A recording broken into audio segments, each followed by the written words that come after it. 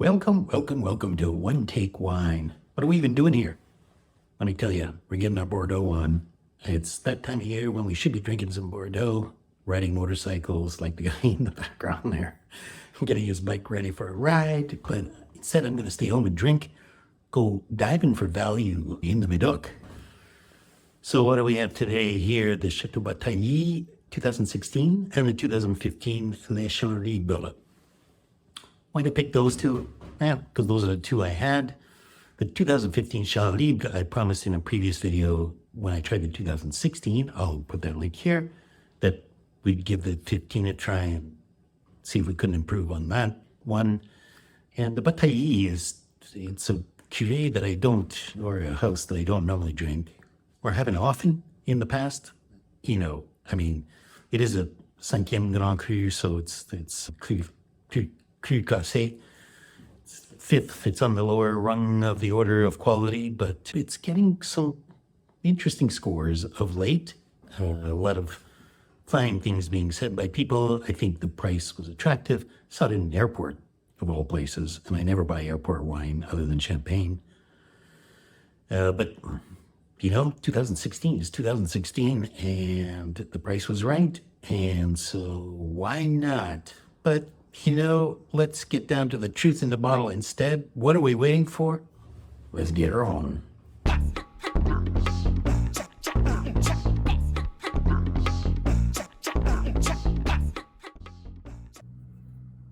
What do we got in the glass? Look at how pale the color is. It is 2015.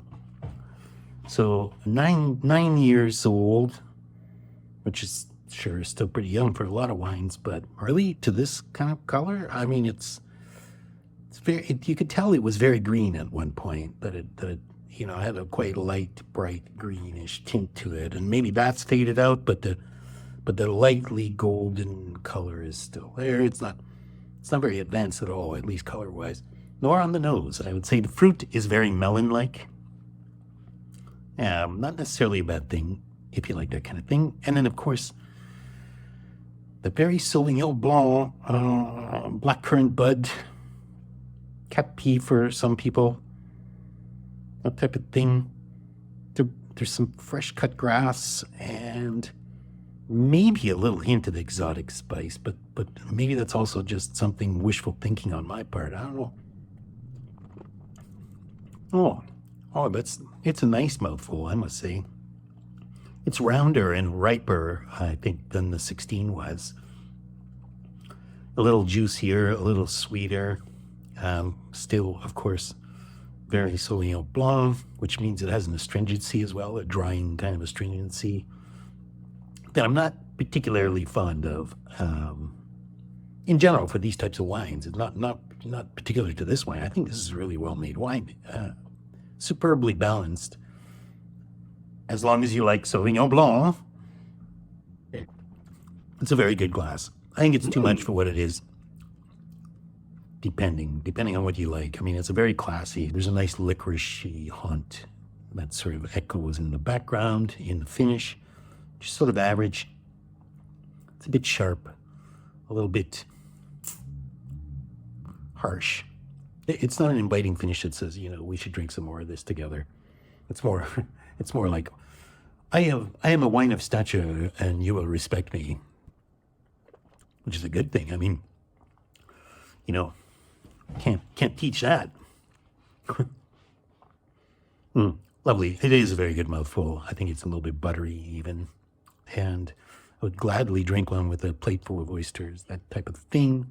Just thinking, is this the autumn white Bordeaux experience that I'd be after? And my answer is no. There I think the Semillon, when you have the wines, the Y Decam, the Y Decam, or even the G de Guiraud and all of these, which have at least a component of Semillon built in. They're dry sautons, essentially.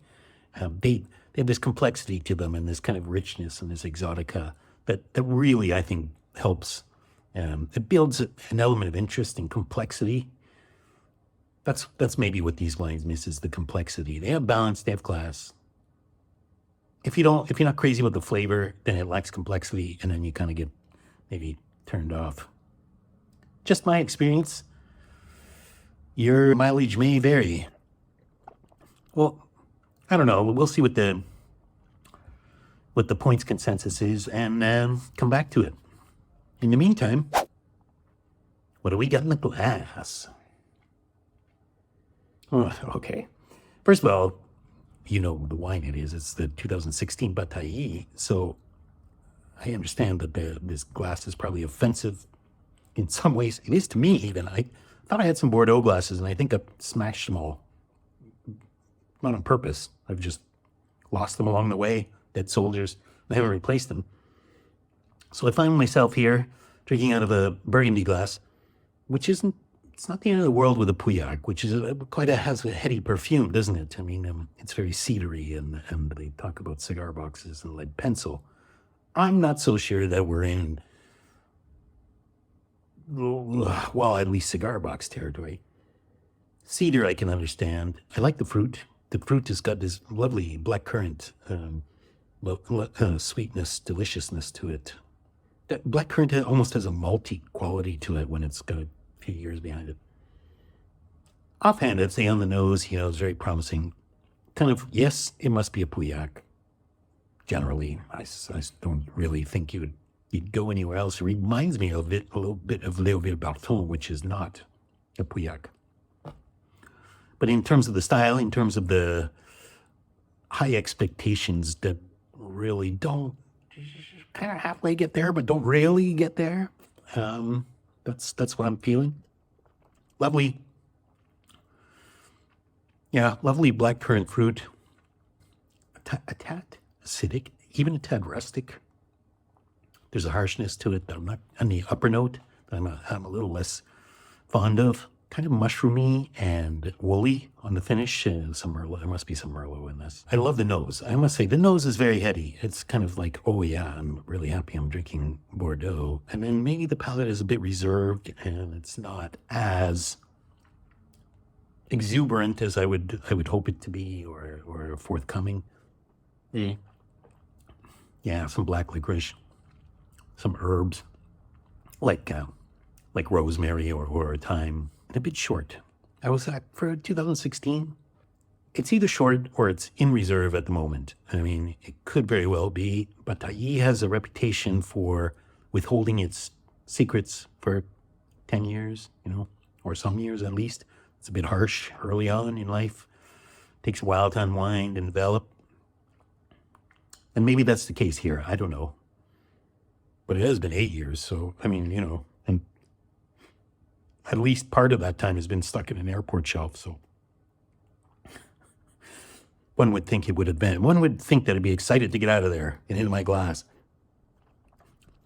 It's quite okay. It's quite okay considering its price class. I mean, for these days for Bordeaux, with some reputation, I suppose. I mean, it's a small one, but it is a reputation. So, summarizing all that, there's nothing here that sort of makes me say, well, we gotta go run out and buy some more of this.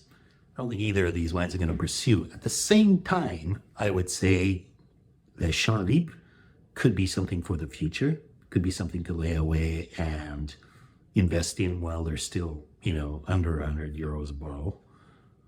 It's still a lot of money in my world, but, for some people it may not be. And it is the top white wine from Chateau LaFleur. That's pedigree for you at the very least. The Batailley, that I think, if you have a starter cellar or if you're going to buy a case of this stuff in good vintages, maybe more opulent vintages than 16, maybe 18, 15, 20, and stash them away and forget about them. Just forget about them, and then, maybe 15 years down the road, start popping them and enjoying them over good lunches or, minor dinners. I mean, I don't think you should expect them to sort of transform themselves into a Mouton Ranchal at some point down the road. It's never going to do that.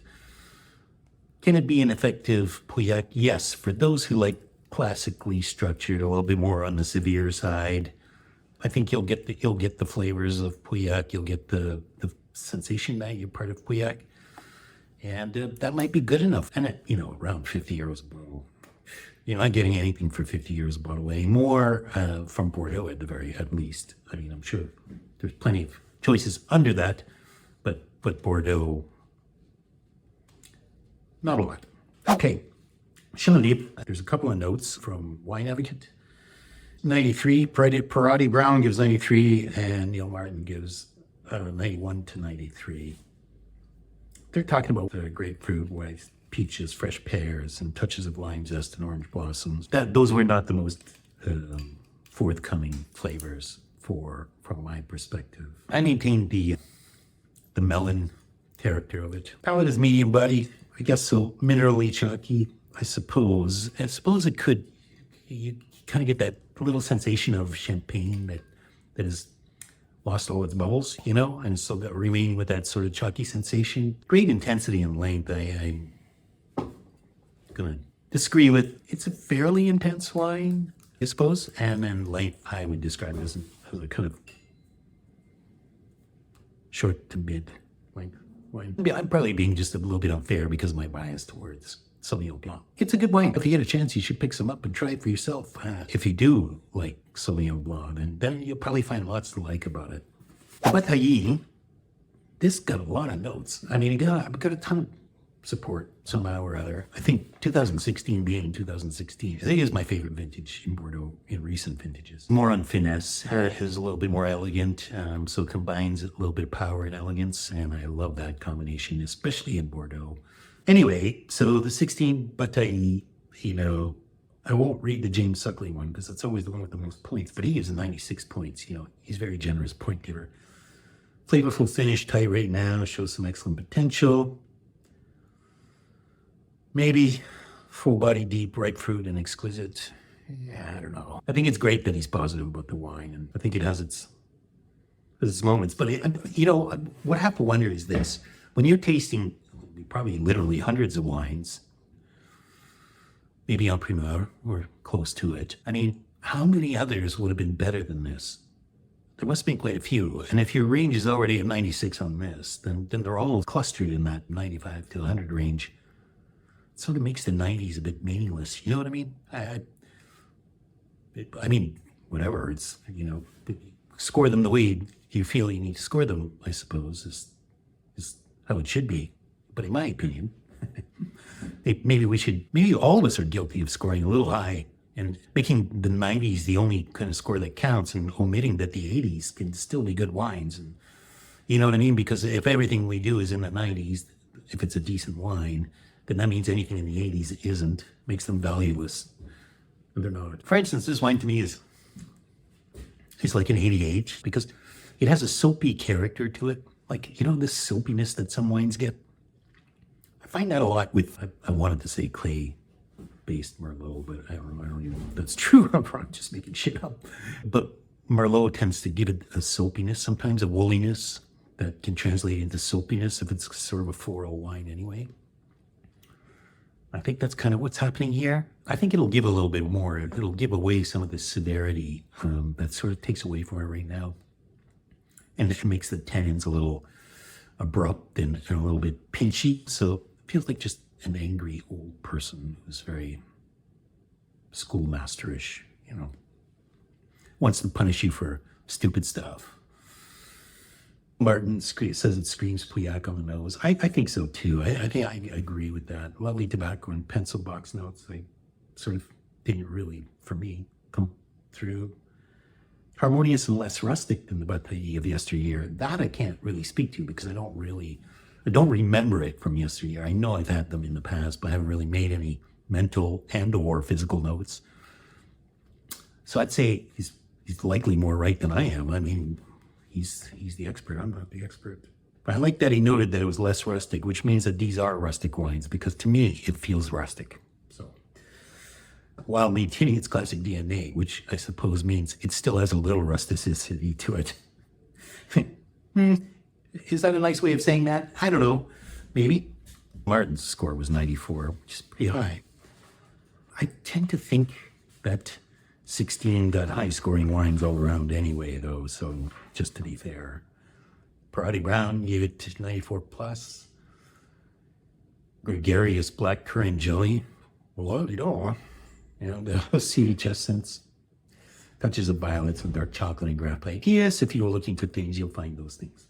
The light to medium bodied palate is bright, breezy, and refreshing. Crunchy, youthful fruit. Finish on a lingering mineral note. I think this is a little too positive for me. Jane Edson from Decanter, who I think is a very good taster, actually. I really like her notes. I always find them compelling, and she's Bordeaux and always well-reasoned when she gives a score. And hers is 93. I can buy that. Wonderfully deep fruit flavors of blackberry and crushed cassis, black chocolate. Black chocolate is kind of a good way of describing how that tannin effect is. A lovely vintage that is power, but it's just the right side of big extraction. Yeah, maybe. I can see that if this opens up in some years, that maybe, the fruit becomes more generous, then we might be able to say things like that. Right now, I don't think we can say that. Good persistency. Yeah, good, I think is accurate descriptor. Jancis Robinson, whose notes I always pay attention to. Tasted blind, sweet and toasty nose. Charming, but perhaps not the earthiest, funkiest. Very much a well-groomed wine, some vitality, but not a lot of concentration. That was another thing I noted. It isn't a very concentrated wine, despite some of the earlier talk from some of the other tasters. Make it sound like there's a lot going on. There isn't. It's almost like a watered-down quality to it, and that's what makes me question whether this is ready to go or whether it needs a couple of years still. Either way, these were both perfectly reasonable wines at reasonable price points, a 50 to 100 euro range. And you drink a Bordeaux, it tastes like a Bordeaux, has some of the character of Bordeaux. I don't know, what do you think? Are you still buying Bordeaux? If you're not buying Bordeaux, what are you buying instead? Where do you think makes a good comparable Bordeaux blend? I'd like to hear all of your thoughts down in the comments. Thanks a lot for watching. As always, I really appreciate it, and we'll see you next time. Hey, stay thirsty.